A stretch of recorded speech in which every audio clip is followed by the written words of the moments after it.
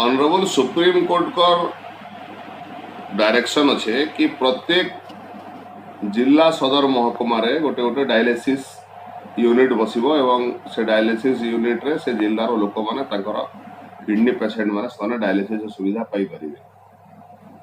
ओडिशा राज्यर प्रत्येक जिला सदर महकुमा रे अछि डाक्तरखाना रे डायलिसिस मशीन, किंतु सोनपुर जिला सदर महकुमा रे डायलिसिस मशीन नाही।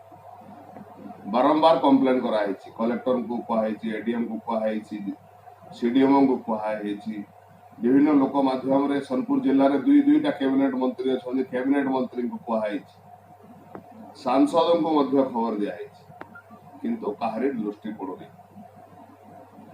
जेतिकी दरखास्त अच्छी सब दरखास्त को पेंडा बांधिकी मु भावुची बोधवे हाईकोर्ट रे गोटे केस करागले ये प्रशासन चेतिबो एवं ये प्रशासन उठिबो।